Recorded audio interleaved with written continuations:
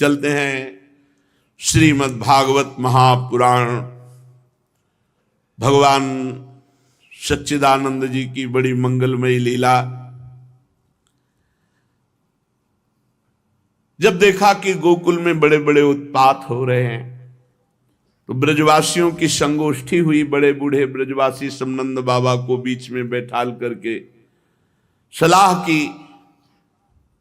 छठवें दिन पूतना का आना, शकट का गिर करके फिर भी लालजू को बच जाना, तृणावर्त का भगवान को आकाश में उड़ा ले जाना, फिर भी बच जाना, कई ऐसे विघ्न उपस्थित हुए तो उनको लगा कि हमको स्थान परिवर्तन करना चाहिए। तो उपनंद जी ने कहा कि बिल्कुल ठीक बात है, लाला के लिए सब कुछ सहा जा सकता है, अपने लाला की रक्षा के लिए हमको गोकुल छोड़ देना चाहिए, क्योंकि हमें लगता है असुरों को पता चल गया है, तो स्थान परिवर्तन कर देना चाहिए। तो उपनंद जी से पूछा कहां चला जाए, तो उनका वनम वृंदावनम नाम पशव्यम नवकाननम गोप गोपी गवाम सेव्यम पुण्यादितृणवीरुधम। वृंदावन चला जाए।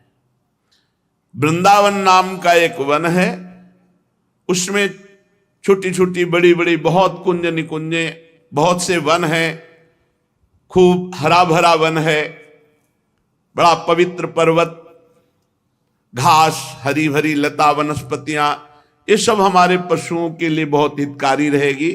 गोप गोपी और गायों के लिए सुविधा का ही नहीं, परम पवित्र सेवन करने योग्य है।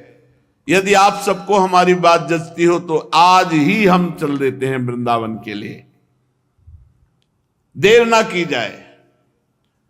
अब तो सब ब्रजवासी कितना प्रेम करते हैं, किसी को भी अपने मकान महल से प्रीति नहीं। पूरा गोकुल दिव्य उत्सव ही मनते रहे हैं। नंद बाबा का दिव्य भवन, सब ब्रजवासियों के दिव्य, सब छोड़ दिया, लाला के निमित्त सब छोड़ दिया।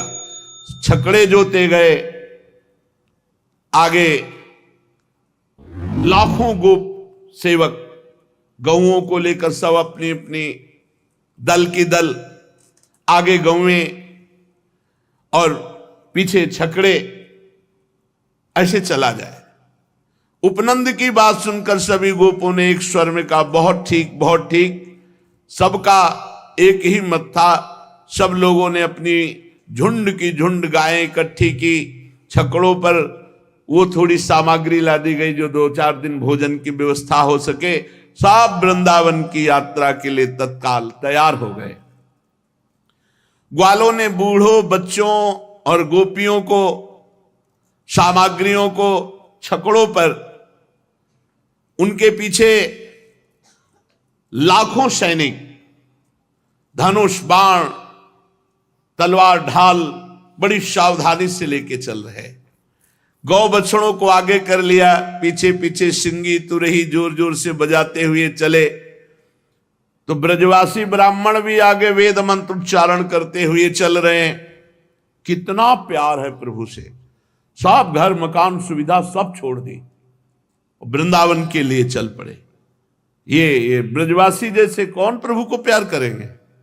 गोपियां नवीन नवीन वस्त्र धारण करके, गले में सब आभूषण धारण किए हुए, स्वर्ण आदि रत्नों के रथों पर सवार हैं, और वो सब भगवान श्री कृष्ण के प्रेम में डूबी हुई है।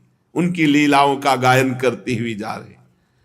यशोदा रानी, रोहिणी जी भी वैसे ही सज धज कर अपने प्यारे पुत्र श्री कृष्ण और बलराम को एक छकड़े पर विराजमान करके, दोनों बालकों की बातें सुन सुन करके अघाती नहीं और सुनना चाहती हैं। भगवान श्री कृष्णचंद्र जो पूछते हैं, माता क्वानु खलु गच्छन्तः स्मः, मैया ये हम लोग कहां जा रहे हैं। मैया उत्तर देती, पुत्रो वृंदावन नामानि वन धामानि। मेरे लाला, वृंदावन नामक एक वन है, उस वन भूमि में जा रहे हैं। श्री कृष्णचंद्र जी आश्चर्यचकित होते हुए बोले, कदा सदन मायास्यामः, तो हम घर कब लौटेंगे? पुत्र के इस प्रश्न पर यशोदा मैया कहती है, वत्सास मदनुसंगत एव संगच्छमानम तदास्ते। वत्स, अब हम लोग घर नहीं लौटेंगे, अब हम वृंदावन में ही वास करेंगे। श्री कृष्णचंद्र जी का उल्लास बढ़ जाता है। वे कुछ देर बलराम जी के साथ, जैसे सकटा चल रहा है सकट, तो वृक्ष ग्रह आदि जो रास्ते में मिलते हो घूमते से नजर आते हैं। फिर जननी के कंठ में लग करके प्रश्न करते हैं, भवतु तद वृंदावनम कुत्र। अच्छा मैया ये बता वृंदावन कहां है? तो इसका उत्तर यशोदा मैया इशारा करती कि रोहिणी जी से तुम ही दे दो। तो कहते पुत्र यमुना याह पारे, यमुना जी के पल्ली पार, मेरे लाला उस पार वृंदावन है। फिर तो श्री कृष्णचंद्र जी रोहिणी जी से ही पूछते हैं, लघु माता का तत्र सात संपदस्ति यदेतावता प्रयासेन प्रयास्याम। मैया ठीक है, वृंदावन में ऐसी कौन सी सुख संपत्ति है जो हम लोग अपना घर छोड़ करके वहां जा रहे हैं? रोहिणी मैया बोली, पुत्रो क्रीड़ा स्थानानि क्रीडनकानि च बहूनि सन्ति। मेरे लाला बहुत सुंदर सुंदर स्थान खेलने के लिए हैं, बहुत सी क्रीड़ा सामग्री वहां है। ये उत्तर सुनकर तो श्री कृष्णचंद्र आनंद से नाच उठे, हमको तो वृंदावन जाना है। कदाचित सकट पर न होते तो अभी वो दौड़ करके निकलते। जब रथ सघन वन के पथ से जाने लगता है, उस समय जननी एवं पुत्र का मनोहर संवाद सुनने योग्य है। जानकर अनजान बने हुए भगवान श्री कृष्णचंद्र जी अबोध शिशु की भांति प्रश्न पर प्रश्न करते जा रहे, और मैया भी हंस हंस कर उत्तर दे रही। कोशौ वृक्षा समन्ताद निश्चल दलहा पिप्पला कोंड कोटिम सूते सोदुम्बराख्या का ही घन जटा व्याप्त मूर्तिर्वटः सा।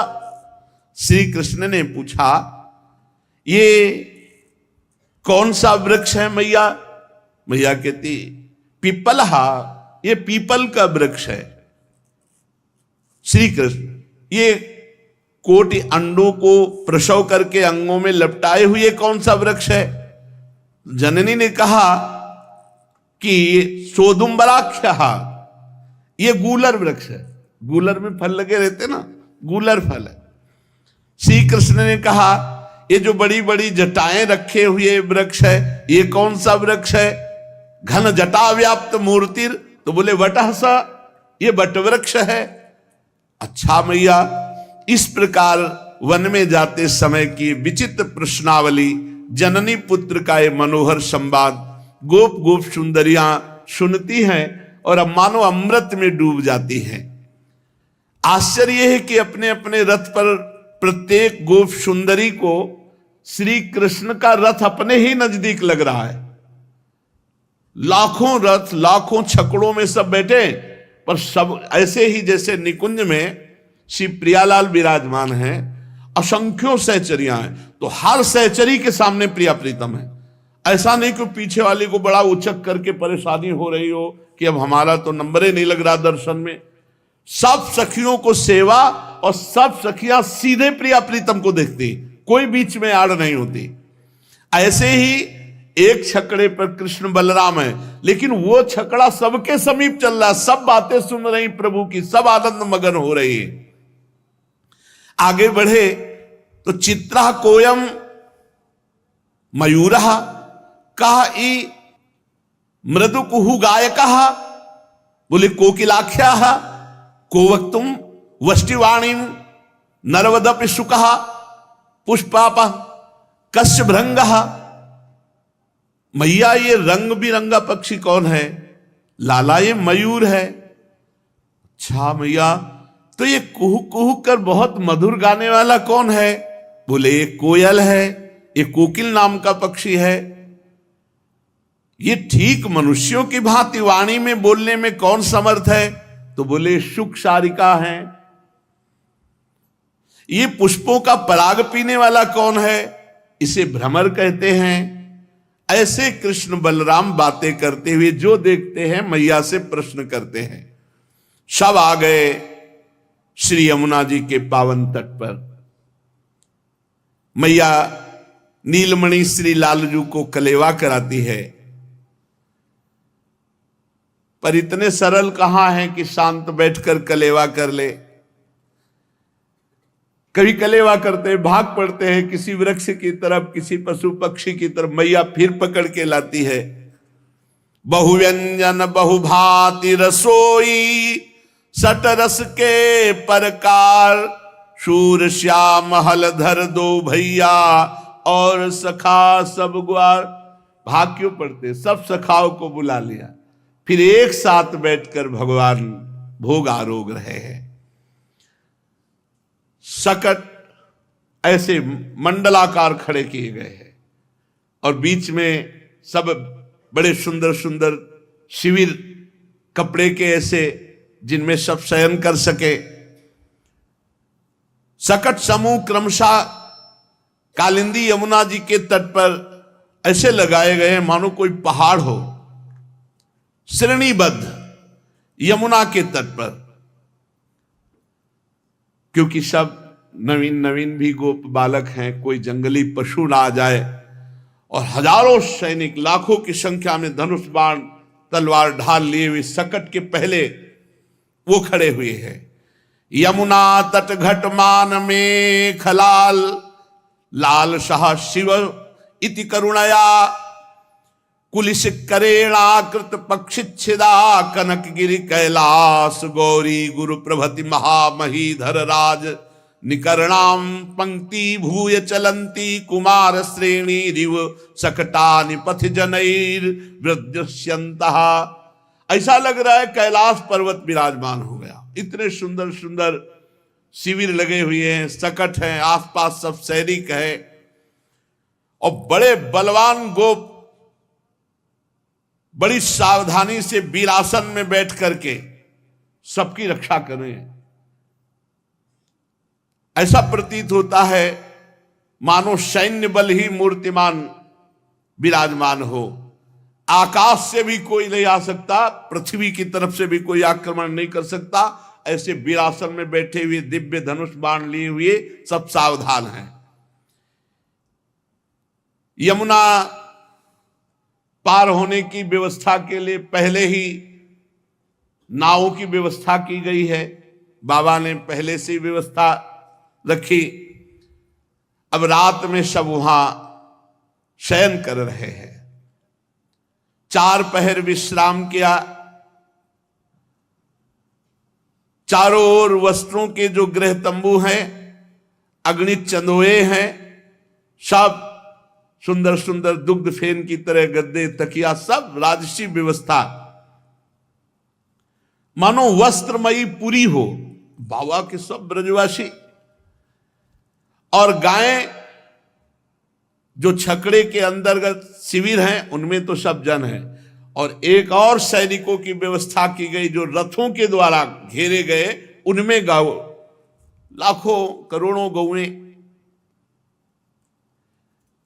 यत्रादौ प्रथमागतः कतिपय तस्थौ गवाम संहति, तत्रैव क्रमतः समेत सनकर वृद्धिम प्रयांतिम ततः।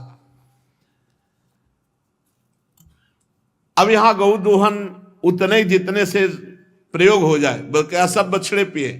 क्योंकि दही जमाना मंथन करना ये तो सब रास्ते में थोड़ी हो सकता है। मत गयन शाण, वो तो अपनी पैरों से, और फिर रम्हाना, बलि, सब ये साड़ आदि, बछड़े आदि, ये बड़े बलवान हैं। वृद्ध गोप बड़ी सावधानी से उतना ही दूध निकाला जो पूरी समाज को ब्रजेंद्र, उपनंद, अभिनंद, सनंद, नंदन, ये विशिष्ट हैं, पूरी मुखिया हैं ब्रजमंडल के। ये सब निरीक्षण करने में लगे हो, किसी को कोई परेशानी तो नहीं है, किसी को कोई आवश्यकता हो, ऐसे। अब यमुना जी में सहस्त्रों नामें इकट्ठा कर ली गई। आदेश हुआ नंद बाबा का, तो पहले से व्यवस्था थी। श्री यशोदा मैया ने प्रातःकालीन श्री बलराम जी को, श्री कृष्णचंद्र जी को और सब छोटे छोटे जो भगवान के सखा हैं सबको बाल भोग मिष्टान आदि पवाया और गोद में ले लेकर के सब नाव में बैठ जाते हैं। ब्रजेश्वरी श्री रोहिणी जी श्री कृष्णचंद्र जी को एवं यशोदा मैया बलराम जी को गोद में लेकर के सुंदर नाव से यमुना जी के दर्शन करते हुए पार होते हैं। पार होते ही भगवान श्री कृष्णचंद्र जी तो खेलने लगते हैं। फिर मैया रुकती, नहीं ये यात्रा है, कहीं इधर उधर ना चले जाना, यहां जंगली पशु हैं। गोद में उठा लेती है। गोप रमणिया नाव में बैठकर मंगलमय गान करते हुए पार होती हैं। फिर समस्त वृद्ध वृद्ध के जो गोपजन हैं उनको, जवान जवान गोपजन सब गौओं को, यमुना जी ऐसे ही गौएं तैरना जानती है, चाहे छोटा बछड़ा भी वो भी तैरना जानता है। सब गौएं पार की गई।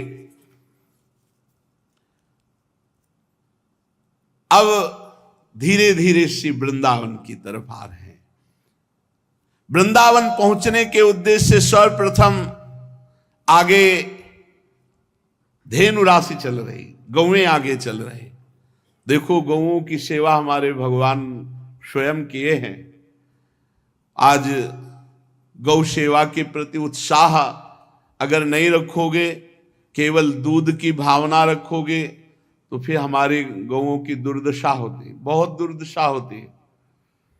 गाय को जो दूध नहीं देती है ऐसे छोड़ देते हैं, बछड़े बैल छोड़ देते हैं। रात्रि में ऐसे लोग जो इनका अहित करते हैं वो लोग घूमते रहते हैं, गाड़ी में चढ़ाया और बद स्थान में ले जाते हैं। जो ऐसे तो प्लास्टिक खाती हैं गौएं, इधर उधर पड़ी वस्तुएं पाती हैं और फिर उनके उदर में वो सब विकार, फिर वो मर जाती हैं। हमें लगता है गांव में हमने देखा कि पहली रोटी गाय के लिए बनती थी, हर घर में बनती थी। अगर महीने में 100 रुपये भी गौ सेवा के लिए निकाले एक एक लोग, तो हमारी गायों की दुर्दशा न हो। जहां गौशाला हो वहां पहुंचा दें, या ऐसे गौशाला बनाएं जिसमें 4 लोग सेवा कर सके गौओं की। तो अब लोग वो गाय ज्यादा रखते हैं कि 50-60 रुपया लीटर जा रहा, 20 लीटर हुआ तो इतना हो गया। और गौ कृपा की बात नहीं सोचते कि अगर गौ की सेवा करेंगे जब भगवान ने की तो कौन सी धनराशि कमी रह सकती। सच्ची मानो, गऊ का दूध एक आदमी को पियाओ, एक को भैंस का पियाओ, पक्का।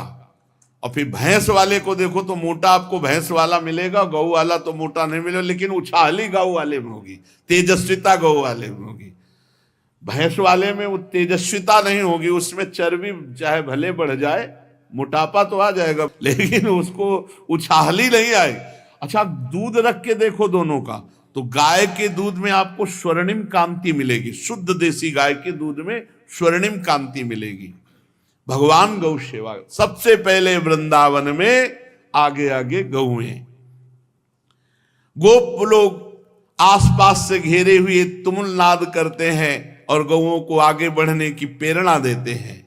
गायें अपने बछड़ों को चाटते हुए देखते हुए बड़े आनंद से आगे बढ़ रही हैं।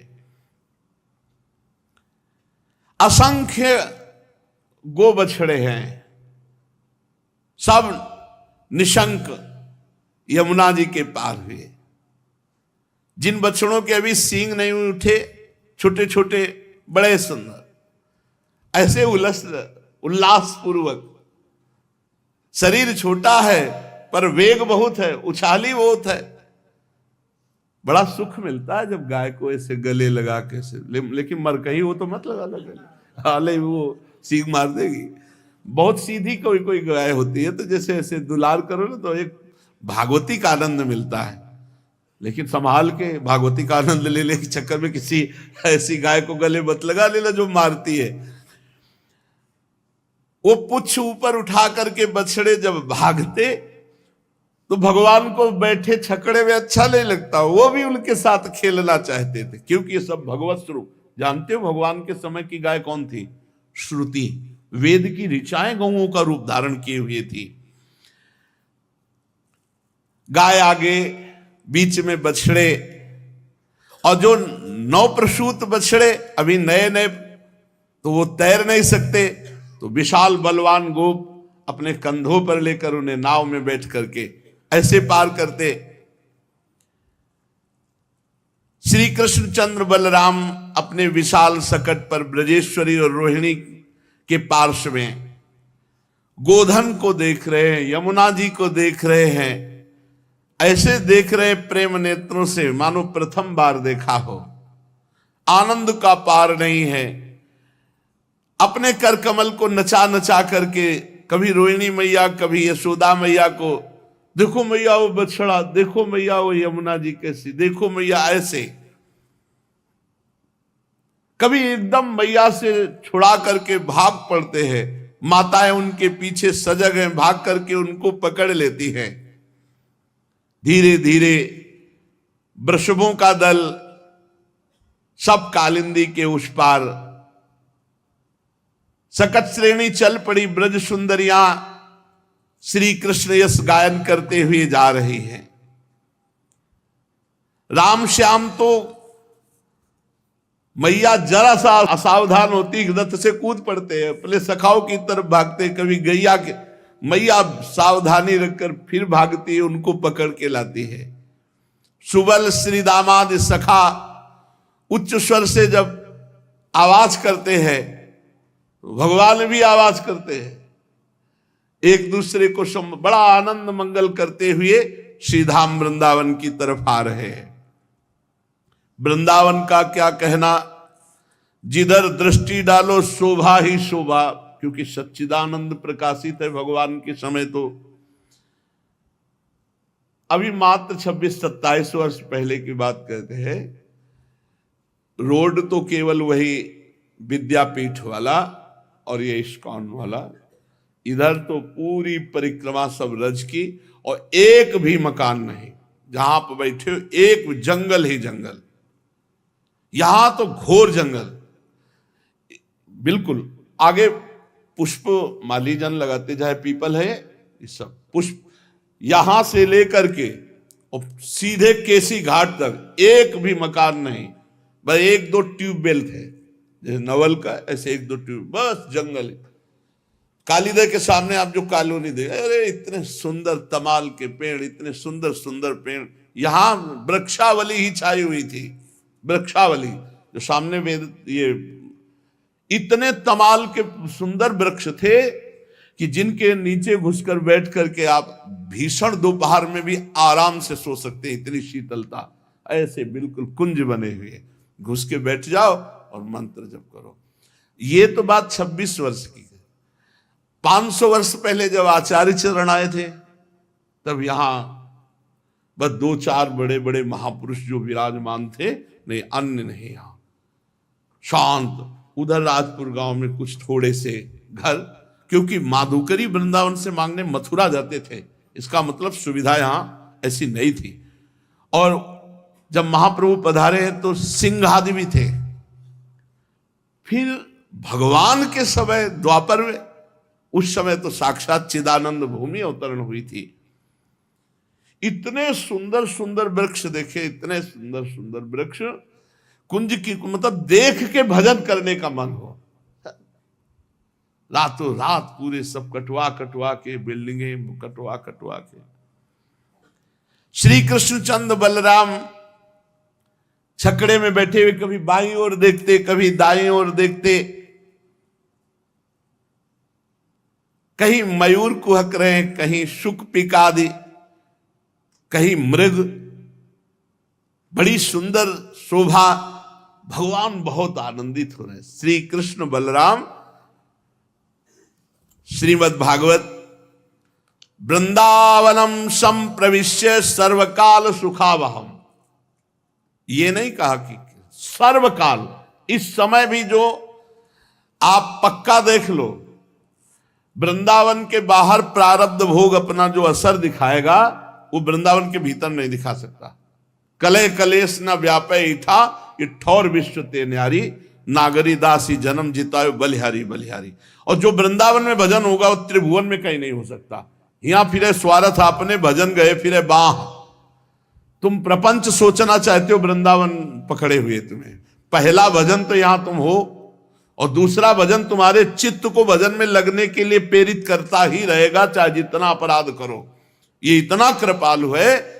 और देश के बसती घटत भजन की बात, और वृंदावन में स्वार्थो उलट भजन हो, कैसे महिमा वर्णन करे वृंदावन की। वृंदावनम संप्रविश्य सर्वकाल सुखावहम, तत्र चक्रुर व्रजवासम सकटैरर्ध चंद्रवत। वृंदावन बड़ा सुंदर वन है, ये सर्वकाल सुख प्रदान करने वाला है, सुख ही प्रदान करने वाला है। वृंदावन में प्रवेश का मतलब है सुख समुद्र में प्रवेश। अब निज धर्म आपनो कहत, तहा नित्य वृंदावन रहत, बहत प्रेम सागर जहां। हमें बड़ी सिद्ध बात कहते हैं आपको, पकड़ लो तो पकड़ लो, आना जाना बंद करो तो आना जाना बंद हो जाएगा। कर लो, बहादुर हो तो आना जाना बंद कर दो, आना जाना बंद हो जाएगा। समझ लो जो समझ पाओ। बहादुर हो तो आना जाना बंद कर दो, तन मन के बन से ये खत्म खत्म, पक्का खत्म। तुम्हारे भजन से नहीं, वृंदावन वास से, वृंदावन धाम की कृपा से। अब सब कोई थोड़ी आना जाना बंद करना चाहता है, और जो आना जाना बंद कर दे तो बंद हो गए। अब क्या समझते हो? मुक्त पुरुष है जो वृंदावन वास करता है, परिणाम में आएगा, बहुत बढ़िया परिणाम आएगा। अब चिंता न करो, ये मन में ना सोचो कि हम कहीं ऐसी जगह एकांत जा करके और फिर अपने चित्त को, इतने बड़े योगी नहीं हो। ये यहाँ का प्रभाव है। रोज कथा सुन रहे हो, रोज सत्संग सुन रहे हो, सेवा कर रहे हो, तो वैराग्य भड़क रहा है, माया आपको प्रेरित कर रही है कि चलो एकांत। और एकांत जहां गए फिर वो कहां कहां ले जाएगी, फिर आप देख लीजिएगा अपने आप। ये धाम है वृंदावनम गोवर्धनम यमुना पुलिनानि च, वीक्षासी दुत्तमा प्रीति राम माधवयोर। ये भगवान में प्रीति वर्धन कर दिया। आश्चर्य की बात, वृंदावन ने क्या किया? वृंदावन गोवर्धन यमुना, इसका दर्शन करके श्री कृष्ण और बलराम के हृदय में उत्तम प्रीति का उदय हुआ। आप देखो, वृंदावनम गोवर्धनम यमुना पुलिनानि च, वीक्षासी दुत्तमा प्रीति राम माधवयोर। भगवान में प्रीति प्रकट कर दी तो हम तो जीव हैं। कहा? वृंदावन, गोवर्धन, यमुना पुलिन। ये कितना सौभाग्य है अपने को। यमुना पुलिन में बैठे हो, यमुना पुलिन में बैठे हो, यहीं से यमुना प्रवाहित होती रही, समय के प्रभाव से थोड़ा उधर चली गई। नहीं, यही है यमुना जी की नित्य धारा। काली देवी देखो सीढ़ियां बनी और क्रम से देखते चले जाना, आगे सब सीढ़ियां आपको दिखाई देंगी। यहीं से यमुना जी प्रवाहित होती थी। भगवान श्री कृष्ण बलराम अब गुप्त रूप से एक चमत्कार हुआ। विश्वकर्मा जी जब थक करके सब गोपगण आए और शयन किए, अपने अपने छकड़े अर्धचंद्राकार लगा दिए,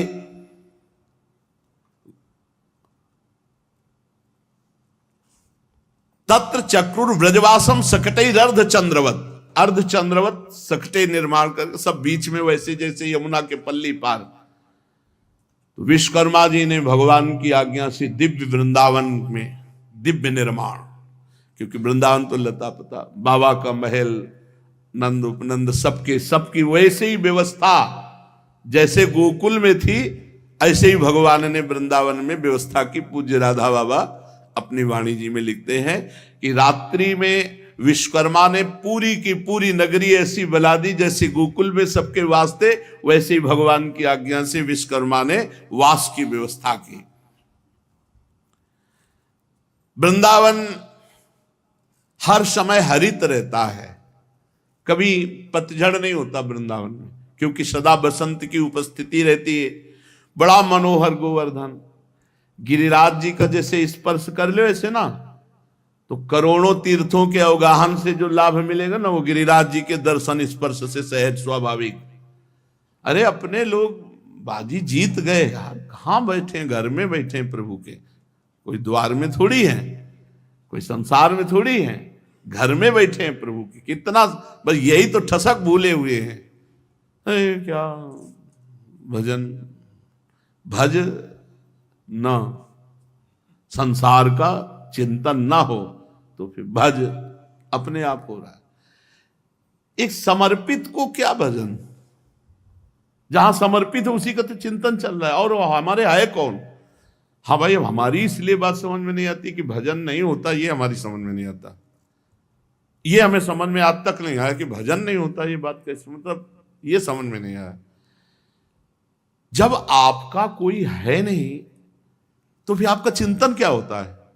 जैसे मेरे तो गिरधर गोपाल दूसरो न कोई, तो मौसी हो फूफा हो तो उनका चिंतन है, जीजा हो जिज्जी हो उनका चिंतन करे, संसार के कोई संबंध। आपका कौन है? कौन है? किसका चिंतन करोगे? तो जिनके हैं उनमें भगवत भाव कर लो, और जो विरक्त है तो हम कहते हैं तुम्हारे है कौन जो चिंतन कर, किसका चिंतन करोगे? भगवत मार्ग में चलने वाले उपासक का चिंतन। और कैसे, क्या हो सकता है चिंतन? प्रियालाल के सिवा और कोई है ही नहीं, तो चिंतन किसका करोगे? चिंतन, हमारा चिंतन। हमें जैसे कभी कोई कहता है कि हमारा भजन नहीं होता, तो हमको ये लगता है कि होता क्या है, तुम हमें बताओ क्या होता है तुम्हें? आखिर क्या दिमाग में चलता है? क्या दिमाग? बिटिया का ब्याह करना है, उसके लिए लड़के की हमें शादी कर ली है, लड़के के है क्या कुछ? तो क्या चिंतन करना है भाई? गृहस्थ आदमी कहे तो उसके पास सैकड़ों समस्याएं हैं, उसमें वो उलझ सकता है। आपकी समस्या क्या है? दवाई, कपड़ा, भोजन है। अपने लड़के को जितना गृहस्थ जन प्यार नहीं करते होंगे, उससे ज्यादा श्री जी आपको प्यार करते हैं। तो आप विचार करो, फिर अपना चिंतन क्या होना चाहिए? फिर तो बहुत है, मतलब हम बेईमान हैं कि अपने इष्ट के चिंतन को छोड़कर और कोई चिंतन। हमें यही हमें समझ में नहीं आता कि हम यार चिंतन करें तो किसका करें, किसका चिंतन करें, क्या चिंतन होता है? बस यही हम आप अपने से प्रश्न करो, आपका है कौन? फिर चिंतन के हिया फिरे स्वार्थ आपने, भजन गए फिरे बा और देश के बसत ही। अधिक भजन जो होए, अधिक भजन जो, यही समतो पूजत लई वृंदावन रहे सो। क्यों? आप सच्ची मानिए, करवट बदले ना तो विपिन घन कुंज रति केली भुज मेली, बस सुनते रहो, चल रहे। ब्रजनव तरुणी कदम मुकुटमणि श्यामा आज बनी, आंख मूंदे पड़े चल रहे। क्यों? अब और चलेगा क्या? कई वाणी हरिवंश की, कई हरिवंश है ना, कोई जगह नहीं सोचने की। किसको सोचे?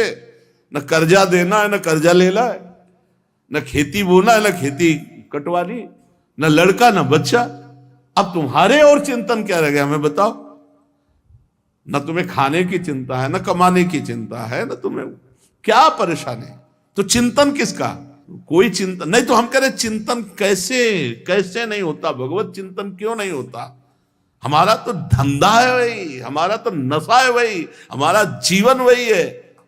कैसे? और इतनी बड़ी पावर शक्ति वृंदावन से मिलती भजन की कि आप बाहर जाके देखो कितना विक्षेप है, और यहां देखो हर विक्षेप को रौंद कर भजन की तरफ वृत्ति को प्रवाहित कर देना, ये वृंदावन धाम की कृपा है। सच्ची कहते हैं, वृंदावन धाम में इतनी पावर शक्ति है कि हमारे विक्षेपों को रौंद करके हमारे अंदर भजन की वृत्ति बढ़ा देती है। इसलिए ये लाभ न चूके। अगर इस बार चूक गए तो ऐसा अवसर नहीं आएगा।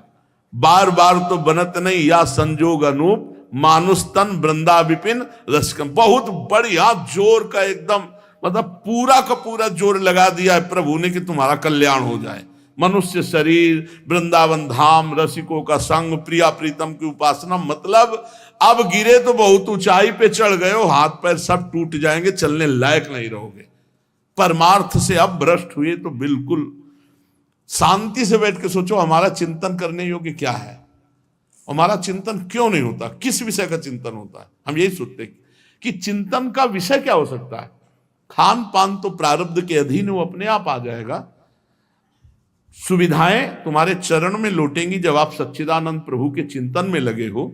अन मांगे आगे आवे गो, ज्यो पल लागे पल को, हरि भज छाण न मान नर्तन को, मति बंछे रे मति बंछे तिल तिल धन को, अन मांगे आगे आवे गो, ज्यो पल लागे पल को, कह हरिदास बीच ज्यो आवे त्यो धन है आपन को। ए हरि भज, इस शरीर का परम लाभ हरि भज, मत चिंता कर धन की, मत चिंता कर, जैसे पलक झपकती अपने आप ऐसे अपने आप तेरे आगे धन आएगा। स्वामी जी महाराज, अन मांगे आगे आवे गो, ज्यो पल लागे पल को। चिंतन, अपने से प्रश्न करो कि चिंतन किसका हो रहा है, क्यों हो रहा है, मतलब है क्या विषय। हम यही नहीं समझ पाते कि आप चिंतन बिना कोई रह नहीं सकता, ये पक्की बात है, चिंतन होता है, लेकिन चिंतन किसका होता है ये खास बात है। तो आपका है कौन जिसका चिंतन होता है, ये बात हम अभी तक नहीं समझ पाए हैं, शायद आगे समझ जाए कि साधक जो उसने भजन के लिए वैराग्य लिया है, जिसने सारे संबंध छोड़ दिए हैं, जो केवल भगवान का आश्रय लिए हुए और वो भगवत सेवा में, भगवत धाम में, गुरुजनों के सानिध्य में रह रहा हो, उसका वो कह रहा भजन नहीं हो रहा, मतलब हो क्या रहा है फिर। मतलब कभी हमको कोई सोचकर बताना कि क्या होता है, क्योंकि अभी तक हम इस प्रश्न का उत्तर नहीं जान पाए कि होता क्या है उसके हृदय में। तो वृंदावन ये भजन की भूमि है जो दिव्य भजन का प्रभाव प्रकट करती है। अपने लोग आए हैं इसीलिए, रात दिन कमाई करो भजन की और उसको दे दो संसार को। भजन अपने लिए नहीं किया जाता, ये भी बात समझ लो। भजन अपने लिए साधु नहीं करता, के लिए करता है। जगत मंगल, सर्वे भवन्तु सुखिना सर्वे संत निरामया। जब तक अपने लिए भजन होता है ना, तब तक भजन होगा नहीं, ध्यान रखना। और जब सबके लिए भजन होता है तो ऐसे उफान आते थे। क्यों? अब देखे, बहुत सूक्ष्म विषय है, हम अपना भजन इनको क्यों दे दे, तो इनके देने का भी तो फल मिलेगा लौट के, समझ रहे हो। जैसे हमने अपना भजन सर्व मंगल के लिए जगत को दे दिया, तो अब इसका फल तो है ना, इसका फल जानते हो क्या है, प्रभु सीधे हमें मिलेंगे। हम हर भजन का फल इनको देते हैं, इस जगत रूप को देते हैं। सतरति सतरति सा लोकान तारयति, आदेश है। मम भक्ति युक्तो भुवनम पुनात, सारा का सारा भजन इनके लिए, जगत मंगल के लिए। जब जगत मंगल के लिए दिया तो वो लौट करके जब आया ना, तो सीधे प्रभु को आएगी हिम्मत? बिल्कुल नहीं आएगी हिम्मत, जलन पैदा हो जाएगी। यार दिन भर भजन किया, हम क्यों किसी को अपना भजन का फल दें। हाँ, यही भजन नहीं होने देता, यही भजन। सो अनन्य गति जाके असमति न टरे हनुमंत, मैं सेवक और सचराचर रूप स्वामी, या रहस्य रघुनाथ कर बेग ले जाने कोई, और जो जाने रघुपति कृपा तो सपने मोह न हो। वृंदावन भजन की भूमि, अद्भुत आनंद की भूमि, सर्व दुख नाश की भूमि। वृंदावनम संप्रविश्य सर्व काल सुखावहम। वृंदावन में प्रवेश किया कृष्ण बलराम, पूरा ब्रज परिकर पहले से व्यवस्था कर रखी थी विश्वकर्मा जी ने। वृंदावनम गोवर्धनम यमुना पुलिना निज, कहां वास कर रहे। एक निम्बुआ घाट है, तुम जानते होगे, गंगा के किनारे, तो काफी समय तक वहां वास किया। बड़ा एकांत तो गंगा जी के किनारे, तो वहां सौभाग्य मिला गर्ग संहिता के स्वाध्याय का। गर्ग संहिता का जब स्वाध्याय हुआ तो गिरिराज जी महाराज जी की महिमा, बहुत विरक्त स्थान है, मतलब कहीं फल फूल मिठाई इन सब के कहीं कोई गुंजाइश नहीं। गंगा किनारे बहुत कष्ट में जीवन, मुश्किल से अगर पेट भर जाए तो बहुत बड़ी बात। त्रिकाल गंगा स्नान, एकांत सेवन, किसी का आना जाना, किसी का नहीं आना जाना, वही जो बारी लगाते हैं वही भले राधे श्याम बोल के पूछ ले, बाबा तरबूज ले गए क्या, नहीं तो और कोई पूछने आ। अब वही तन्मयता एकदम। तो आकांक्षा हुई थी कभी गिरिराज जी के दर्शन, कभी गिरिराज जी के एक बार दर्शन जिंदगी में हो जाए, ऐसी भगवान कृपा करें। देखो बास दे दिया, अभी चाहो अभी गिरिराज जी के चलो, अभी दर्शन, जैसे कल स्पूर्णा हुई चलो वृंदावन के, अभी वृंदावन की परिक्रमा। कितना सौभाग्य, जानते हो, तरसते थे एक बार गिरिराज गोवर्धन के। जब गर्ग संहिता में महिमा पड़ी ना तो लगा एक बार गिरिराज गोवर्धन। आप कहाँ बैठे हैं, कौन सा भजन कमी है, अरे पड़े रहो। दरवाजा जब नहीं छोड़ता ना कुत्ता, तो धर्मात्मा पुरुष को रोटी खाना अच्छा नहीं लगता, पहले लगता उसको एक दे आओ। तो धर्मात्मा पुरुष के ऐसे होती हो परमात्मा, जब परमात्मा के द्वार में पड़े तो तुम्हारा कल्याण, तुम्हारा मंगल, तुम्हारा भोजन व्यवस्था, वस्त्र व्यवस्था, वो सब नहीं करेंगे, पक्का करेंगे।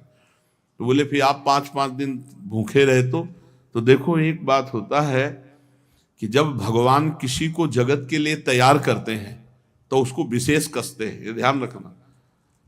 इंजन में सब बहुत बोल्ट नट सब बहुत व्यवस्था होती है, डिब्बे में बैठ जाओ 100-150 वहीं पहुंच जाओगे। तो ऐसा कुछ भगवान ने इसीलिए कसा, इसीलिए घुमा के काशी से इधर लाए, नहीं हम उत्तर नहीं हो पाते यहाँ। जानते हो ऐसे ऐसे प्रश्न करता आते हैं कि अगर काशी से ना आए होते ना विश्वनाथ जी के तो उत्तर नहीं हो सकते थे। ऐसे प्रश्न है, ऐसे PhD पढ़े हुए कल एक वयोवृद्ध बहुत ज्ञानी पुरुष, वो ऐसे प्रश्न कर रहे थे, अहंकार का क्या लक्षण है, इसका क्या है। अरे भाई पढ़ा है, अब कोई सब कुछ रिकॉर्ड थोड़ी है। हम तो ऐसे बैठ जाते हैं और प्रभु से कहते हैं सुनो प्रश्न, सुनो इसका और उत्तर दो, वही कृपा करके उत्तर दे देते। तो अगर काशी से ना लाए होते तो बुद्धि में वो बात थोड़ी आती। भगवान इतना इसीलिए कसा कि आप लोगों को इतना नहीं कसना पड़ेगा, क्योंकि इंजन कस गया है तो डिब्बे में बैठ जाओ और पार हो जाओ। अब डिब्बे में ना बैठो, कुछ ऐसे भी होते हैं हवा लेने के लिए बाहर लगा खंभा, नहीं डिब्बे से नहीं होता। अब उनको तो पता नहीं हो, डिब्बे से ऐसे बाहर हवा लेने लगा खंभा, तो बाहर डिब्बे से मत, डिब्बे में जो व्यवस्था है, पंखा लगा है, जो खिड़की से हवा आ रही है, उसे गेट में खड़े होकर बाहर बच्चे हाँ बैठे रहो, चुपचाप बैठे रहो, बैठे बैठे पहुंच जाओगे, आनंद हो जाएगा। अभी दूरे ब्रजभुआ सा गोपाल दार कई, चारया मास तुर्वत्सान नाना क्रीडा परिच्छदो। गोवर्धन पर्वत, यमुना जी, सुंदर पुलिन, ये सब देख करके वृंदावन को भगवान श्री कृष्ण बलराम के हृदय में बहुत प्रीति उत्पन्न हुई। अभी कुछ कुछ तोतली बानी से बोलते हैं, ये बालोचित बार बार माताओं से प्रश्न करते हैं, माताएं उत्तर देती हैं और सब ब्रजवासियों को बड़ा आनंद दे रहे हैं। आज वृंदावन में बाबा और सब पूरा परिकर विश्राम कर रहा है। फिर से चर्चा आगे। श्री राधा वल्लभ लाल की।